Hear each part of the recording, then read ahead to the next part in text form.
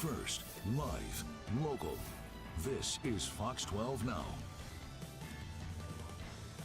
Hello, everyone. This is Fox 12 Now. I'm Greg Nibbler here live streaming from the Fox 12 Oregon newsroom out in Beaverton, Oregon. One of the things we, of course, have been watching and monitoring is over the last week or so, this extreme amount of precipitation that the Northwest has received, that atmospheric river that hit us, hit Washington even more.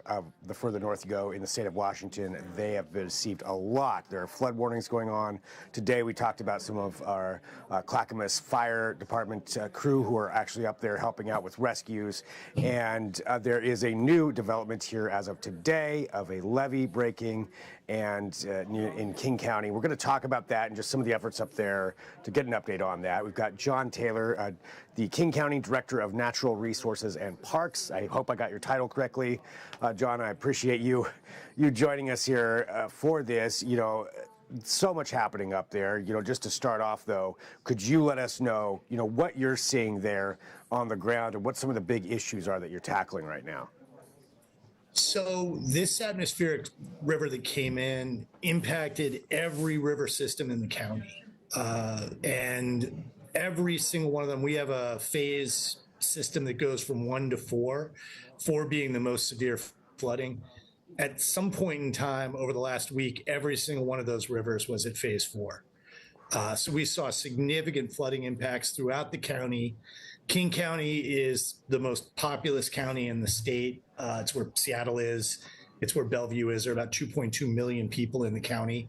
So there were a lot of people who were impacted by the flooding. We got through that initial surge and did very, very well. I think no loss of life, no one really injured. We had several hundred people who had to be evacuated over the course of that first round of the event.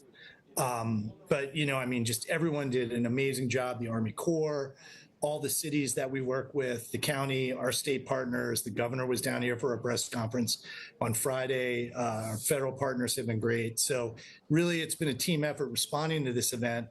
The challenge that we're in now is there's an enormous amount of water behind a couple of flood control dams up in the mountains.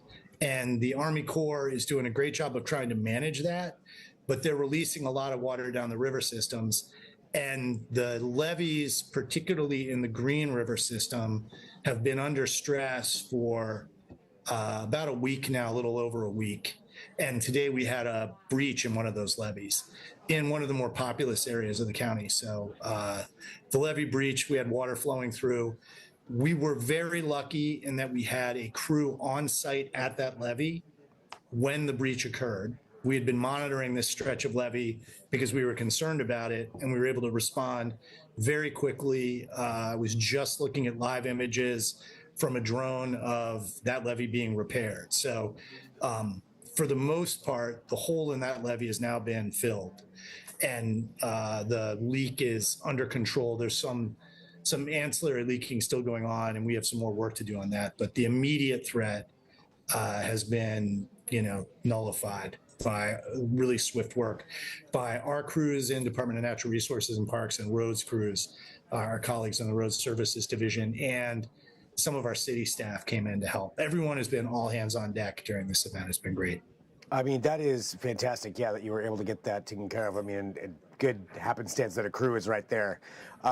Looking at this, you know, going forward with how much water you have right now, and then there is the potential for more precipitation being on the way here over the next few days for the whole Northwest, really, at least the western parts of Oregon and Washington.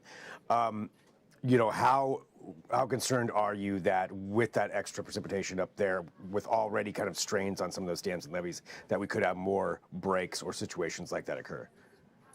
We're concerned about that, but we're also very vigilant, and we have, you know, we will have crews out tonight monitoring all of these levee systems. And if they see anything, we're going to be responding.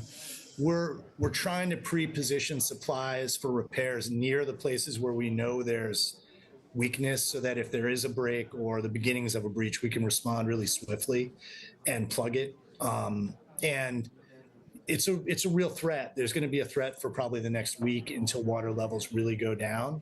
But we have an amazing group of people here who work for King County who care deeply about keeping the public safe and are working, 24 hours a day.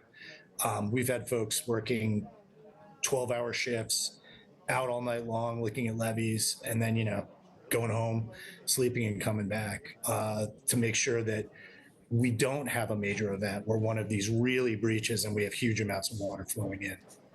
Yeah, getting this one contained so quick, will there be any major issues, downstream as that extra water makes its way out? None that weren't there before.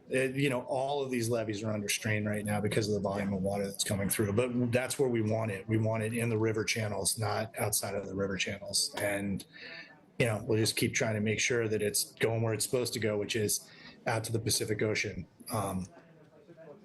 What's the response been like from, King County, maybe, I'm not sure if you have outside organizations assisting you there. I know in some of the other outlining counties too, and up north there where they have even some, perhaps more flooding, they are, but the response from other organizations from nearby states or even Canada.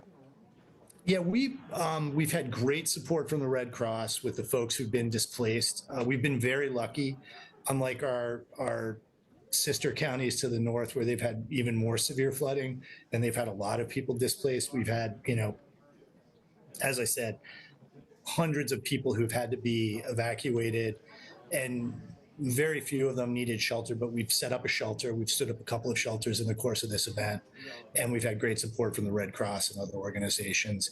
We've been lucky in that we're pretty well capable of taking care of ourselves, and we haven't had to lean on any of our neighboring counties yet. And there's good mutual aid between us and our neighboring counties when it's needed, but we've been lucky in not having to call upon them for any assistance. The state has been incredibly helpful to us in coming in and providing a support material, as has the Army Corps of Engineers. And we're lucky that we have a flood control district here in King County, dedicated to maintaining all these levees. It's a separate unit of government, and they've been a great partner in making sure that we have all the resources we need available. Any word of advice that you would provide, any other counties or cities or populous areas like that who have the potential, maybe not now, but in the future, to have floods like this? Any recommendations you would have for them? I think that the constant inspection of levees and making sure that they're in good shape is you don't want to be responding to it in real time. And we try mightily to stay ahead of the need for repairs on these levees. This will be a busy summer. We'll be doing a lot of work on the various levee systems in the county to make sure that they're repaired this summer. But far be it from me to tell other counties how to do their business.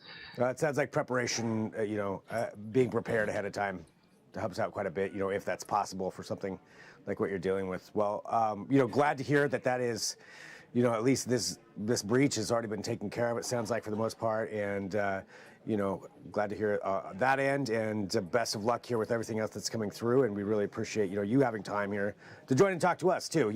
We're down in the Portland area, but obviously, it's the Northwest, and we just want to know how things are going on up there, and glad to hear that you're doing okay. Well, thanks. And I just want to end with, very sage words of advice from our county executive, Gurmai Zahala, to everyone, which is, if you see water, do not try to drive through it.